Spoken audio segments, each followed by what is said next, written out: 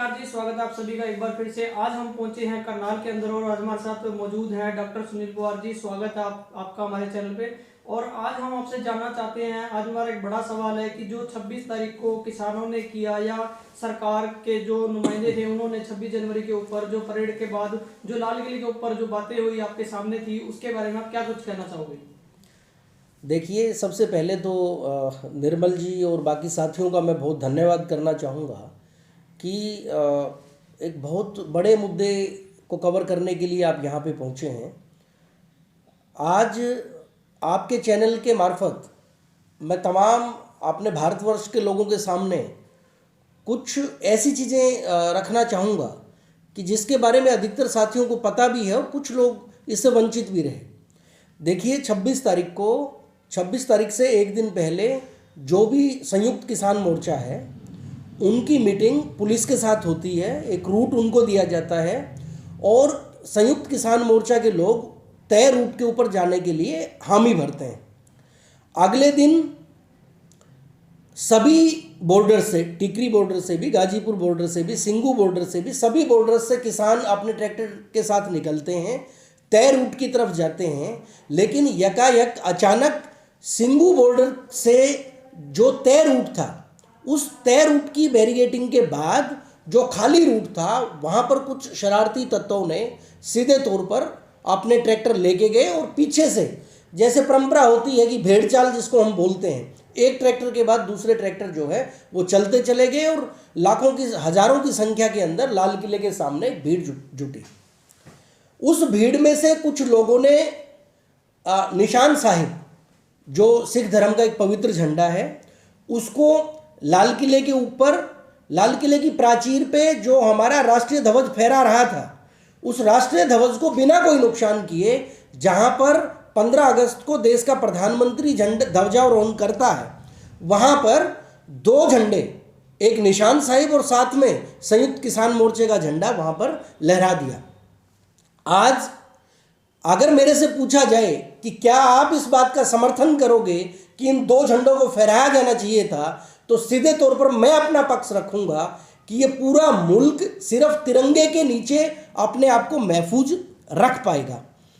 पहले इस देश के अंदर अलग अलग समय पर भगवे की बात भी आई, जब आरएसएस के लोगों ने सीधे तौर पर तिरंगे को अपनाने से मना किया और उन्होंने कहा कि हम भगवा झंडा, क्योंकि नागपुर के कार्यालय पर भी ये लोग दशकों तक सिर्फ भगवा लहराते रहे और उस वक्त भी कांग्रेस का स्टैंड था कि भगवा हिंदू धर्म की प्रतिष्ठा का सवाल हो सकता है, उनकी आराधना का सवाल हो सकता है, लेकिन हमारा देश अकेले उस ध्वज के नीचे भी महफूज नहीं रह पाएगा। तो साथियों, जिन शरारती तत्वों ने वहां पर सिर्फ एक रंग का झंडा फहराने का काम किया, वो हमारे देश हित के अंदर बिल्कुल नहीं है। लेकिन अगले दिन जब पत्ते खुलने शुरू हुए तो पता चला कि वहां पर जिस आदमी के नेतृत्व के अंदर उस झंडे को फहराने का काम किया, उसके सीधे तार वो भारतीय जनता पार्टी के साथ जुड़े हुए हैं। दीप सिद्धू जिनका नाम है, और गुरदासपुर से हमारे जो फिल्मी अभिनेता सन्नी देओल, जो भारतीय जनता पार्टी से सांसद बन के निकले, और उनका सारा काम की देखरेख वो हमारे दीप सिद्धू जी करते हैं। और उनके अलग अलग जगह पे 7 रेस क्रॉस के अंदर तक जाके उन्होंने अमित शाह के साथ फोटो खिंचाए हैं। आदरणीय मोदी जी, किसान के संयुक्त किसान मोर्चा भी जिनसे अब तक प्रॉपर तरीके से बात नहीं कर पाया, वहाँ पर हमारे दीप सिद्धू जी जाकर अपना फोटो खिंचाते हैं। तो कहीं ना कहीं ये जो मामला था वो किसानों का मामला नहीं था, ये बहुत बड़ा षड्यंत्र था और एक साजिश के तहत वहाँ पर वो लोग गए नहीं, उनको निमंत्रण दिया कि आप यहाँ पे पहुँचो और अपने लोगों के मार्फत वहाँ पर निशान साहिब और संयुक्त किसान मोर्चे के झंडे को चढ़ाने का कार्य किया। 2 महीने से किसान आंदोलन बिना किसी बिरादरी को देखे 36 बिरादरी के तौर पर इकट्ठे काम चल रहा था, वहां पर जो शांति प्रिय आंदोलन चल रहा था। लेकिन अचानक वहां पर जो ट्रैक्टर परेड की बारी आती है, पहले वहां की सरकार मना कर देती है उस परेड के लिए, लेकिन फिर परमिशन दे देती है और उसके बाद वहां लाठीचार्ज भी किया जाता है। क्या इसमें पहले से ही कोई षड्यंत्र था? देखिए, आप क्रोनोलॉजी को समझो। ये क्रोनोलॉजी जिस वक्त किसान आंदोलन अपने पूरे शबाब पे था, संयुक्त किसान मोर्चा जब लगातार कृषि मंत्री के साथ अपनी बात साझा कर रहा था और कोई भी नतीजा न निकल के बेनतीजा ये बैठकें चलती चली गई, जब सरकार को लगा कि अब किसान जो है बैकफिट पे नहीं आ रहा, तो इन्होंने सबसे पहले एक बहाना बनाया SYL का। इन्होंने पंजाब और हरियाणा के भाईचारे को खराब करने का प्रयास किया और पूरे हरियाणा प्रदेश के अंदर आप लोगों ने देखा भारतीय जनता पार्टी के कार्यकर्ता और उनके नेता, उन्होंने एक दिन का उपवास SYL को लेकर रखा। लेकिन पंजाब और हरियाणा का भाईचारा इतनी मजबूती के साथ आगे बढ़ रहा था क्योंकि उनको पता है कि आज किसान के पास विकल्प कुछ नहीं बचता। तीनों काले कानून हैं, हरियाणा को ही नहीं, हरियाणा के साथ साथ पूरे भारतवर्ष के किसानों को ये अफेक्ट करने वाला है, अगली पीढ़ी का विनाश करने वाला कानून है। तो इन्होंने SYL के मुद्दे को दफन करने का काम किया। इसके बाद धीरे धीरे ये आंदोलन किसानों से निकलकर ये जन आंदोलन बनता चला गया। बीच में अलग अलग तरीके से सरकार ने संयुक्त किसान मोर्चा के साथ सख्ती बरतने का भी काम किया। इसको बदनाम करने के लिए जब कोई विकल्प नहीं बचा तो सरकार ने सीधे तौर पर अपने लोगों के द्वारा ऐसा कांड, वो दिल्ली के लाल किले पर और उस लाल किले के ऊपर मैं दो बातें इसमें ऐड करना चाहूँगा। पहली बात तो हमारे देश का लाल किला जो सम्मान का प्रतीक होता था, उसको 25 करोड़ रुपए में हमारे देश के प्रधानमंत्री और भारतीय जनता पार्टी की सरकार डालमिया समूह को वो ठेके पर देती है। सबसे पहले तो हमारे सम्मान को, हमारी प्रतिष्ठा को खत्म करने का काम करती है। और दूसरी बात, जिस तिरंगे के पीछे आज भारतीय जनता पार्टी और संघी लोग राग अलाप रहे हैं, इन्होंने अपने नागपुर कार्यालय के ऊपर कभी झंडा तिरंगा जो है वो लहराने नहीं दिया। ये खुद सिर्फ भगवे की बात करते हैं, आज तिरंगा यकायक इनको याद आया। तो ये दोनों ही रूप से इस किसान आंदोलन को अपने मार्ग से भटकाने के लिए और भारत के अंदर विभाजन करने के लिए, आज भी आप देखिए कि विभाजन किस तरीके से था। पहले हरियाणा के अंदर जाट नॉन जाट का विभाजन किया, उसके बाद वहाँ पर भी कम्युनल दायरे अलग अलग, कभी आरक्षण के नाम पे, कभी दूसरे नाम पर अलग अलग समाज के विभाजन का काम किया। फिर हरियाणा पंजाब को SYL मुद्दे में विभाजन का काम किया और अब वहाँ पर अपने चहेतों के द्वारा उस झंडे को फहरवा के इन्होंने सिख और हिंदुओं की भावनाओं को भड़काने का काम किया। अब सबसे बड़ी बात, जब ये आंदोलन नहीं टूटा तो भारतीय जनता पार्टी के और RSS के गुंडे वो सिंगू बॉर्डर के ऊपर जाते हैं। वहाँ पर गांधीवादी तरीके से जो लोग अपने धरने स्थल पर बैठे हैं उनके तंबुओं को फाड़ने का काम करते हैं, उनके ऊपर पथराव करते हैं। कुछ हमारे वहाँ पर बैठे हुए सिख भाई घायल होते हैं, वो हमारे किसान भाई हैं जो संयुक्त किसान मोर्चे के हैं। और इन सब के अंत के अंदर वहाँ पर जो नारे लगाए जाते हैं वो जय श्री राम के नारे लगाए जाते हैं, वो भारत माता की जय के नारे लगाए जाते हैं। अरे भैया, भारत माता हमारी भी माता है। अगर आप भारत माता की जय और जय श्री राम के नारे लगाते हो तो आप इस विभाजनकारी दृष्टिकोण से मत लगाओ। मैं भी बोलता हूँ जय श्री राम, मैं भी बोलता हूँ भारत माता की जय, तो इसका मतलब ये नहीं कि आप धार्मिक चाबी पकड़ा के, आप धर्म की अफीम लोगों को खिला के उनके अधिकारों से उनको विमुख करने के लिए लगातार कार्य करते रहे। जैसा कि 36 बिरादरियां बिना किसी भेदभाव, जाति और भेदभाव के आंदोलन का कार्य कर रही थी, तो इस बीच जो वहाँ 26 जनवरी को अप्रिय घटना घटी, उसको देखते हुए एक कौम को बदनाम किया जा रहा है। तो उसके बारे में आप भारत की जनता है, जो किसान है, उनको क्या संदेश देना चाहेंगे? देखिए, कुछ लोग अगर अपने गलत इरादों के साथ इस देश के अंदर आते हैं तो हमारे देश की मिट्टी के अंदर बहुत देश हित की वो ताकत है, इस मिट्टी की वो तासीर है कि यहाँ पर मुगल आए, उनको मुंह की खानी पड़ी। यहाँ पे औरंगजेब जैसे लोग जो कहते थे कि हम इतने जनेऊ तोड़ के सोएंगे, तो उन लोगों को मुंह की खानी पड़ी। इस देश की मिट्टी की तासीर है कि जो दमनकारी शक्तियां यहाँ पर आती हैं उनको ये मिट्टी दफन कर देती है। आज ये 36 बिरादरी का एजिटेशन है।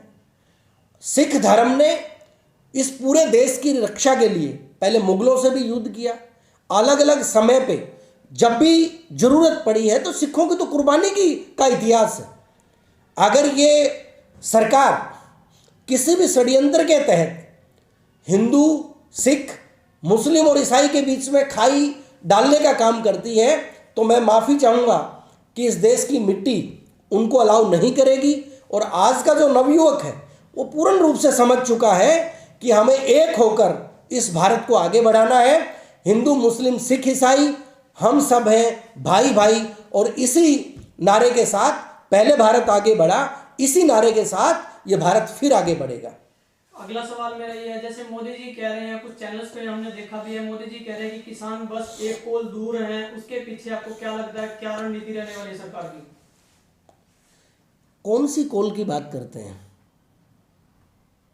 66 डेज से ज़्यादा का समय किसानों को इस ठिठुरती ठंड के अंदर वो दिल्ली के चारों तरफ बैठे हुए हो चुका है। अरे साहब, अगर आप अपना मत किसानों के बीच में रखना चाहते हैं तो आप जाइए ना किसानों के बीच में। आप गलत लोगों को बीच में डालकर इस देश को गुमराह करने का काम कर रहे हो और फिर कहते हैं कि ये कोल दूर है। इस देश का हर नागरिक आज हमारे देश के प्रधानमंत्री से मीलों दूर जा चुका है। वो उनकी विचारधारा से भी दूर जा चुका है, उनके विचार से भी दूर जा चुका है। आप देख रहे हैं इस देश के अंदर कोई भी मुद्दा आता है, हमारे देश के प्रधानमंत्री वो काफ़ी दिन तक उसके ऊपर कोई स्टेटमेंट जारी नहीं करते। हमारे देश के प्रधानमंत्री ने 6 साल तक आज तक मीडिया को संबोधित करने का काम नहीं किया, किसी पत्रकार के सवाल का उत्तर देने का कार्य नहीं किया। उल्टा जो उनसे सवाल करते हैं उनको आतंकवादी और देशद्रोही कहने का काम वो हमारे भारतीय जनता पार्टी के लोग करते हैं। हमारे देश के प्रधानमंत्री के द्वारा ये षड्यंत्र किया जाता है। तो आज जो ये प्रोग्राम्स चलाते हैं, कोई भी प्रोग्राम इनका वो आम जनता के हित में नहीं होता, इस देश के हित में नहीं होता। चंद उद्योगपति घरानों को मुनाफा पहुंचाने के लिए ये लोग निरंतर कार्यरत रहते हैं। और इसका सबसे बड़ा उदाहरण आपने देखा, पानीपत के पास नौलथा के अंदर अडानी समूह ने पहले ज़मीन खरीद के वहाँ पर भंडारण के लिए अपने गोडाउन तैयार कर दिए और उसी के अनुरूप फिर बिल हमारे सामने लेके आ जाता है। तो आज सोचने की बात है, प्रधानमंत्री जी आप इस सत्ता के मद से, इस नशे से बाहर आइए। आप किसानों के बीच में उनकी बात मानने के लिए आइए। अगर आप समझाना चाहते हैं तो आप खुद मीडिया के सामने आके तीनों बिल किस तरीके से इस देश के आम नागरिक के लिए और किसान के लिए फायदेमंद रहेंगे, आप विस्तार से उनकी जानकारी दीजिए।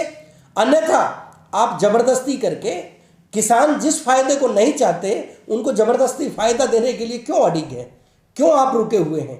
तो ये लोकतंत्र है साहब। इस लोकतंत्र की कुछ मान मर्यादाएं हैं, कुछ सीमाएं हैं। तो देश के संविधान के हिसाब से इस लोकतंत्र को आगे बढ़ाने का आप लोग काम करें।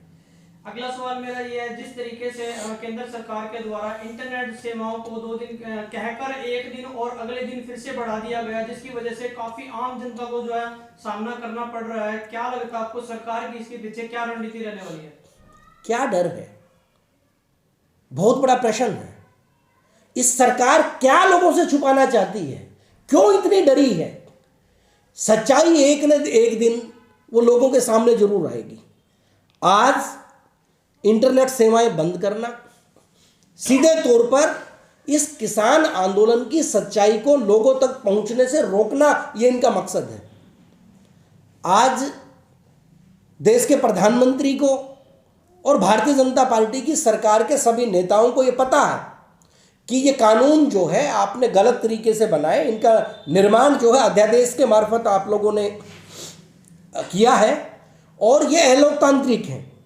और आज पूरे भारत का किसान इनके षड्यंत्र को समझ के दोबारा से एकत्रित होके इस देश की सीमाओं के ऊपर, इस दिल्ली की सीमाओं के ऊपर बैठा है। तो हमारे संविधान के अंदर जो अभिव्यक्ति की आज़ादी वो संविधान सभा ने दी थी, उस अभिव्यक्ति की आज़ादी को तार तार करने का काम वो भारतीय जनता पार्टी की सरकार करना चाहती है। मैं फिर आपके चैनल के मार्फत तमाम भारतीय जनता पार्टी के कार्यकर्ताओं, नेताओं और सरकार के लोगों को आग्रह करना चाहूँगा कि देश संविधान के हिसाब से पहले चला है और संविधान के हिसाब से ही आगे चलेगा।